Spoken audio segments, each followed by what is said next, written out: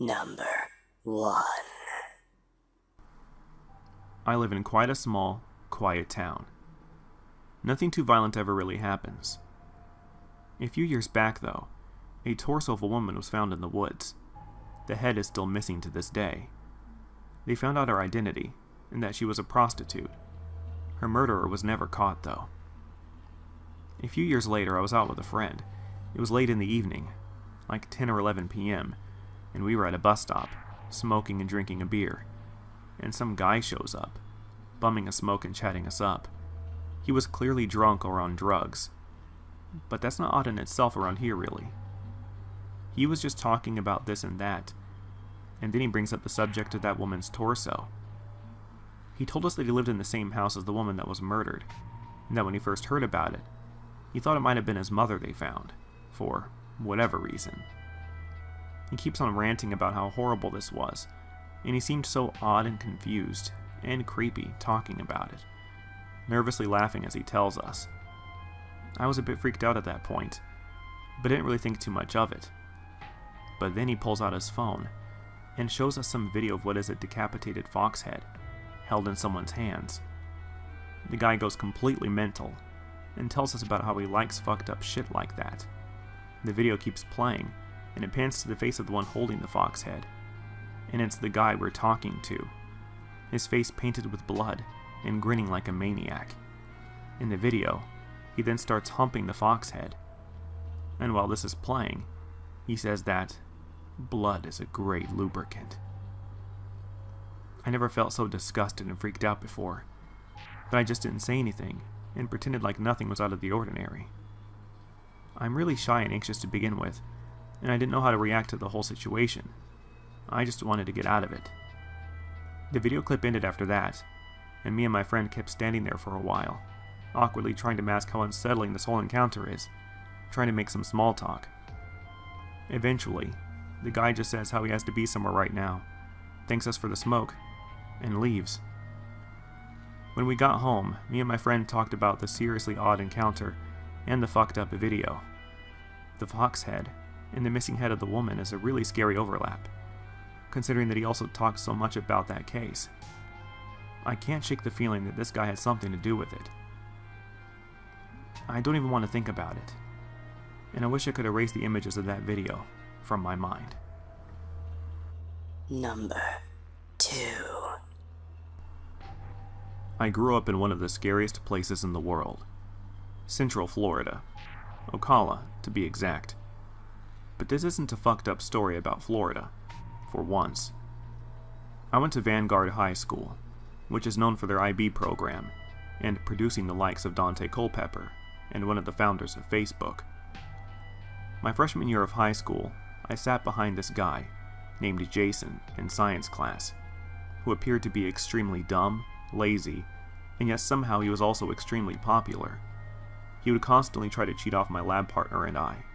Most of the time I didn't care, because it was just copy-paste homework bullshit. But I wasn't having it when he tried to ask for answers during a major test. So I told him politely to fuck off.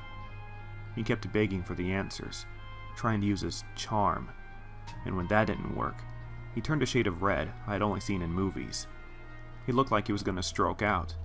Suddenly, he swept his arm across his lab table, knocking everything onto the floor with a loud bang, stood up facing my lab table, and bellowed, "You fucking bitch!" I was stunned. The class was stunned. The teacher was stunned.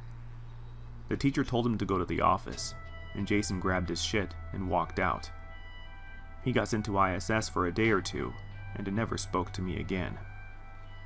Years later, Jason was dating a girl named Dara. They had 2 kids together, the youngest which they put up for adoption, and they both had a pretty serious cocaine addiction.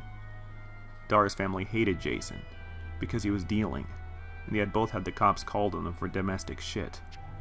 They tried to keep her away from him, but it was just one of those types of relationships, and she'd always just go back to him.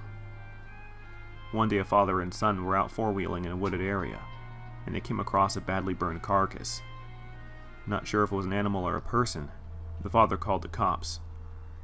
Dar had been missing for about a week, but since she was known for partying and drug binges, her family thought nothing of it, until a news report about the body of a badly burned blonde girl was discovered in the woods. Her brother called the police, and identification tests were run. It was Dara. Jason confessed after a few days. He was arrested and put on trial. Dara was shot in the temple, then burned in the wooded area to try and conceal the crime.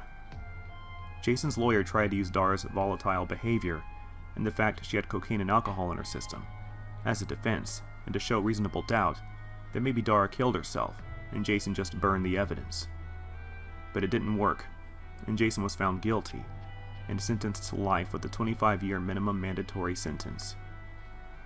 I remember hearing the story before he was convicted, and thinking back to his insane outburst in science class, and my gut said, fuck yeah, that psycho did it. So, Jason Bruni of Ocala, Florida, if you're granted parole after your 25 years are up, let's not meet again. Number 3. I've had my fair share of weird and creepy encounters, but this one stands out as the most memorable. For starters, I'm a teenage guy, and I'm semi-openly gay. With that out of the way, let's talk about my first experience with Grindr. This happened a little over 2 years ago, when I got my first phone. I got a phone way later than most people my age. At first, nothing really changed. I'd already gone years without having a phone while everyone else had one, so I wasn't immediately addicted like most people. Part of that might have been because I didn't have many friends to text. And another part might have been because I was pretty used to not using one in the first place. It takes a bit to get me out of my shell, so it's rare that I meet or become new friends with new people, but after a couple of months of having my phone, I started using apps like Tinder, because it was easier for socially awkward me to talk to people over the internet than it was for me to meet new people in person. I never talked to the people there for more than a couple of weeks, because I was always too afraid to meet in person. Eventually, I caught on to what people were really using apps like Tinder for, though. They were all just looking for a quick fuck. I started coming around to that idea when I heard about Grindr. Being the young, lonely guy coming to terms with being gay, I jumped at the opportunity to talk to other people like me. Naively, I thought Grindr was just Tinder for gays. I learned quickly how wrong I was. My experience with Tinder was that usually people around my age pretended to be interested in you. They'd strike up a conversation and ask you about yourself, before subtly hinting at a chance for sex. Grindr dropped all pretense.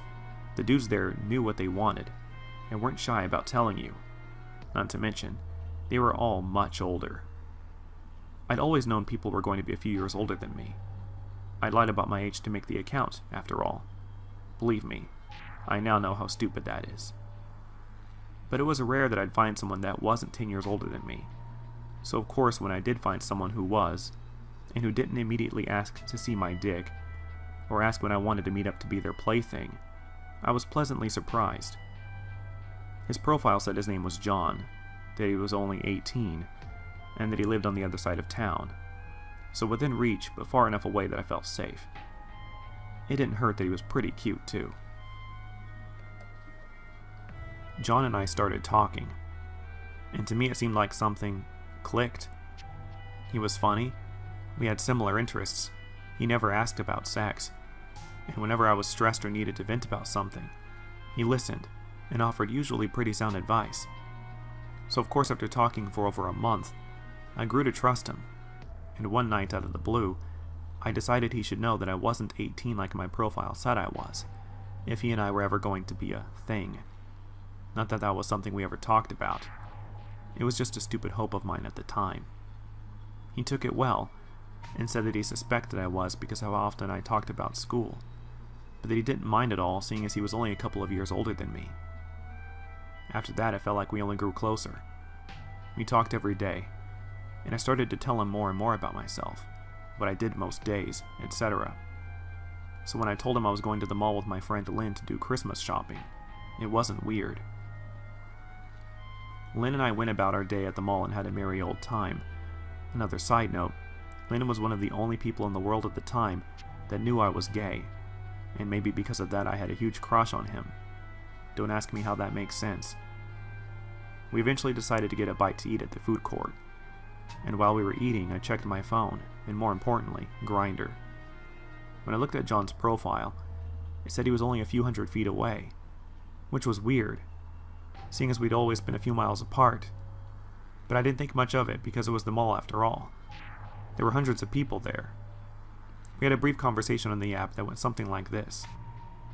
I said, "Having fun stalking me at the mall?" He replied, "I was, but now I think I'm more interested in your friend." I replied, "Asshole."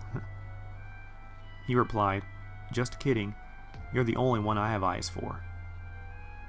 I didn't think much of it at the time, so the rest of the day went on as normal. But looking back on it now, that convo makes my skin crawl. Even though we were joking, he never denied the stalking, and according to the app, he was clearly there. He knew what I looked like roughly because of my Grindr profile, so it really isn't a stretch to say he was watching my friend and I while we were shopping and eating. New Year's Eve rolled around, and by then John and I had been talking for what seemed like forever. But on that night, I was with Lynn and my only other two friends celebrating at one of their houses. The friend whose house we were celebrating at, Nick, had managed to score some liquor and raided their parents' fridge of its beer, so it goes without saying that most of us were drunk. For a little context, Nick lived on the other side of town from me, and my parents had dropped me off at his house to spend the night there. We kept drinking, hooting, hollering, wrestling around, and God knows what else. The countdown on the TV was a few minutes from midnight, so despite our drunken antics, we settled into the couches to watch the countdown. I was next to Lynn on the three-person couch, with another friend on the other side of him, while Nick sat on the love seat by himself. A lot of factors went into what happened when the countdown hit midnight. Most of it was the amount of alcohol I'd consumed, obviously, but the close proximity along with the wrestling we'd been doing didn't help either, not to mention my already enormous crush on Lynn. So when the countdown ended, and when I turned to see Lynn looking at me, I leaned in and kissed him, while the other two jumped up and began hollering again. He of course shoved me away, and yelled, "What the fuck?" He was clearly pissed, but he didn't make any moves to try to kick my ass, so I took that as a good sign and tried to explain myself. He, however, wasn't having it. He just told me to fuck off before I could finish, and called me a fucking faggot. By then, Nick and our other friend had calmed down and were staring at us. Drunk, embarrassed, and more than a little emotionally hurt, I just got up and made my way for the door. Nick tried to stop me, but the other two didn't say anything, so I just kept walking. As I mentioned earlier, I lived on the opposite side of town, so I don't really know what my idea was, but I kept on walking in the general direction of where I lived, which might have been an okay plan if I hadn't been drunk. There hadn't been a foot of snow on the ground, and it hadn't been freezing fucking cold.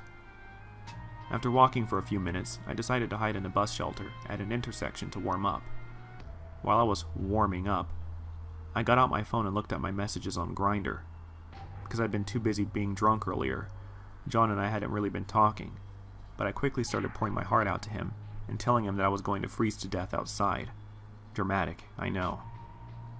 After doing his best to comfort me, he suggested that he could give me a ride home because the app said I was only a couple of miles away from him, and that he wasn't just going to let me freeze to death trying to get home. I'm not proud of it, but because I wasn't in the best state of mind, I agreed and sent him my location. What happened over the next hour was easily the scariest thing that's ever happened to me, and likely is to happen to me. A few minutes passed, and a truck slowly pulled up to where I was sitting. I wasn't sure if it was John, so I waited there hoping he would make some gesture or something for me to get in, which of course did happen. The door opened, and I took that as my cue. It was a big truck, so I had to put a little effort into pulling myself in. Because I was caught up doing that, and it was dark in the truck, I never actually got a good look at the guy at the wheel. I say guy, because he clearly didn't look a thing like what John's profile picture did. John was much older than 18. I'm not good at estimating ages, but if I had to, I'd say he looked at least 50. His face was deeply lined and he was sporting gray stubble, and his hair was clearly thinning. After I stared at him for a minute, He quietly said, "Hi," and grabbed my hand for a shake. His hands were massive, and almost made my own look like a kid's. He was a heavier set guy, but it was clear he was strong. Looking back, I think he probably worked construction or something. He started driving, and we made some small talk, but it was clear I was very uncomfortable, so he eventually shut up. I wasn't trying to be rude, but he clearly wasn't what he portrayed himself as. We'd hardly been driving 5 minutes, though, before I realized we were heading in the opposite direction of my house. I laughed a little and said, "Guess I forgot to let you know I live in the other direction. On the other side of town?" He only responded with a slow, as if he were agreeing, but he didn't make any indication of turning. "I can give you the address," I said after a moment. He looked at me a little at the mention of that, but still didn't slow down.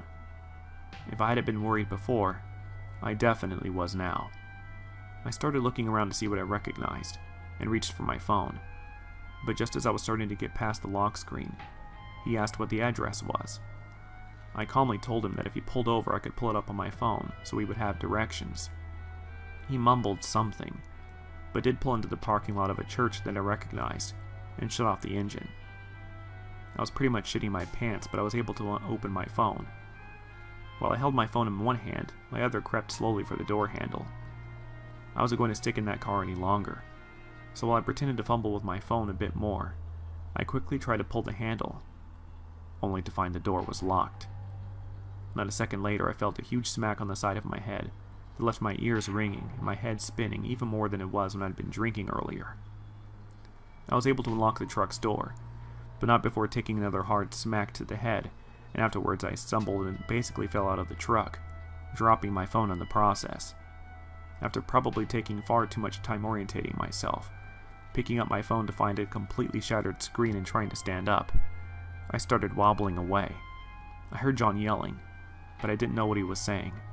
My ears were still ringing, and I was getting farther and farther away from the truck. What did register, though, was the unmistakable sound of a truck engine starting. I started trying to make my shaky legs run, but it wasn't going nearly as well as I would have liked. I knew where I was. The church parking lot we'd pulled into was only a few blocks away from Nick's house, so after stumbling some more and full-on tripping once, my legs finally started working a little more efficiently. Unfortunately, that had left John more than enough time to drive his truck up next to me with the windows rolled down. He was telling me he was sorry, and that to just get into the truck. After realizing that wouldn't work, he pulled in front of me completely, almost running me over in the process, and opened the driver's side door. The crazy fuck had gotten out of his truck, and I just knew he was going to beat me unconscious. Still, my head was getting clearer with every second, and my legs started cooperating more and more, so I was able to avoid him and start full-on sprinting out of the parking lot and down the street. I tripped more than a couple of times, mind you, but I was fast enough to get away from John while he was on foot. I was scrambling down the sidewalk, trying to find my way before John could catch up in his truck, but all the houses in the area were essentially the same, and even if I hadn't had any difficulty finding Nick's place, I couldn't just lead John there. I was still running on the sidewalk when I heard John's truck behind me. Deciding there was no way I was going to get away from him in the open like this, I started trying my hardest to run through the snow of a park that I knew would put me on the wrong road to make it to Nick's house, but I had a plan. Knowing he couldn't very well follow me with his truck through the park, and that he'd never catch me on foot, I turned around to see John zooming down the road, presumably to put himself on the other side of the park by the time I'd make it across the snow-covered field, which was exactly what I'd hoped he would do. I waited a few seconds before making my way back to the sidewalk I had just been running on, and started sprinting down the streets once again. It was only a couple of minutes before I made it to Nick's house, and John's truck was nowhere in sight, but I still looped around and ran through the backyards of the houses on Nick's street, just to make sure he wouldn't know where me or my friends were. When I eventually did make it to Nick's house, I started slamming my hand on his back door as loud as I could, without drawing the attention of anyone else. To my surprise, it wasn't Nick that answered, but Lynn. For a moment, I was about to start weeping because part of me figured he'd just slam the door and leave me out there. He didn't, of course. He wasn't a monster. And even if I had pissed him off, anyone could see that I was in rough shape. Lynn hurried me in and woke Nick up so he could help me clean up. It was Nick's bathroom that I discovered just how rough of shape I was in. There was dried blood all down the left side of my head, coming from my ear, but as far as any one of us could tell, there was no cuts in or on my ear. But what was more concerning were all the huge scrapes on my elbows, knees, and a pretty big one on my forehead. I hadn't thought I'd fallen that hard, but I guess the adrenaline and alcohol had dulled my senses enough that I hadn't felt it. After they helped me patch myself up, I stripped out of my soaked clothes and borrowed some from Nick. I finally had time to be overwhelmed. I started crying loudly in the living room, where everyone was now awake and watching awkwardly. They'd asked what happened. I told them some guys tried to jump me. A lie. But somehow it seemed preferable to telling them I'd let a stranger I'd been talking to on Grindr for months now, and who had been by all accounts a friend to me, pick me up in his truck, where he had tried to abduct me. I don't know when I got to Nick's house, but it was almost 4 a.m. by the time I had decided it was safe to sleep. Unfortunately, I didn't get to sleep in to recover from my night the next day, because we all had to clean Nick's house before his parents got home. When I woke up, though, Lynn was on the floor next to me, a few feet away, but there was a couch open, and he'd opted to sleep on the floor with me, which had to have been a good sign. It was. We're still friends to this day. Hello, guys. It's nice, isn't it? To finally have another video with creepy encounters with people. I can get fairly picky with what stories to include in a video. Some stories start to sound too similar to each other, so that's the reason you don't see as many videos having to do with this topic. These were all unsettling, but that Grindr story was the most disturbing. Meeting someone online isn't a big deal these days in this digital age. I would say most of us have done it. To think that this John was talking to him for such a long time, only to be the worst catfish you can imagine, is terrifying. It goes to show that sometimes, no matter how long you've been talking to someone, you really can't tell until you finally decide to take the plunge and meet up. But will that meetup be your last? Fortunately for him, it wasn't. Anyway, the next video or two will be Christmas themed, so I'm very much looking forward to it. And I hope you are too. In the meantime, have a happy Thanksgiving. And if it's fear you're after, welcome home.